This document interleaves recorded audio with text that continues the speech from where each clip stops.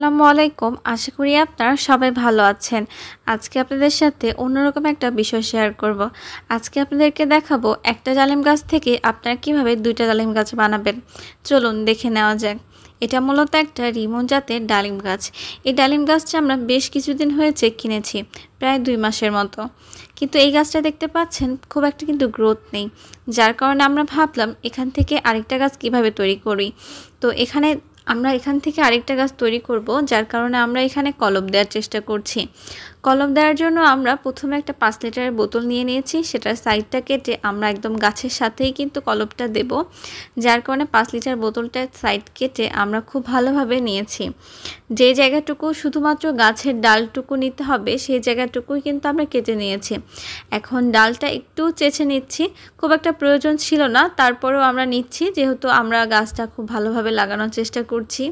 আর এখানে অবশ্যই একটু অ্যালোভেরা ব্যবহার করবেন, কারণ অ্যালোভেরা দিলে কিন্তু গাছের শিকড়টা তাড়াতাড়ি বের হয়। তো আমরা খুব ভালোভাবে অ্যালোভেরা দিয়ে দিচ্ছিলাম এখানে। তো অ্যালোভেরা যখন দেওয়া হয়ে যাবে তখন ৫ লিটারের বোতলে যেই মুখটা আপনি কেটেছিলেন সেটা কিন্তু গাছ বরাবর বসিয়ে দিলেই হবে। এটা কিন্তু খুব সহজ এবং খুব সহজে কিন্তু এই কলমটা হয়।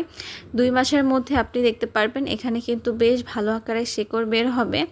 আমরা বোতলটা উপরে দিয়ে নিচে ২টা ইট দিয়ে উঁচু করে দিচ্ছিলাম যেন গাছটা একদম বরাবর হয়। এই যে দেখতে পাচ্ছেন খুব সুন্দরভাবে দিয়েছি। অ্যালোভেরাটা কিন্তু আমরা এখানেই রেখে দেব যেন এখানে খুব ভালো শিকড় বের হয়। আর তার উপরে আমরা এখন দিয়ে দিচ্ছি পরিমাণ মতো মাটি। এখানে অবশ্যই ভালো মাটি ব্যবহার করার চেষ্টা করবেন, যেহেতু একটা গাছ থেকে আপনি অন্য একটা গাছ তৈরি করছেন, সেহেতু এখানে ভালো মাটি ব্যবহার করাটাই ভালো হবে। তো মাটি দেওয়ার পর আমরা খুব ভালোভাবে মাটিগুলো চেপে চেপে দিচ্ছিলাম। আপনাদের সাথে শেয়ার করব যখন এখানে শিকড় বের হবে, আর যদি না বের হয় সেটাও আপনাদের সাথে শেয়ার করব।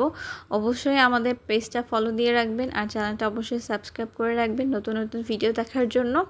এই যে দেখতে পাচ্ছেন এটা মূলত একটা রিমন গাছ। আমরা আমাদের ছাদ বাগানের জন্য একটা রিমন গাছ কিনে এনেছি। সবাই ভালো থাকবেন। আল্লাহ।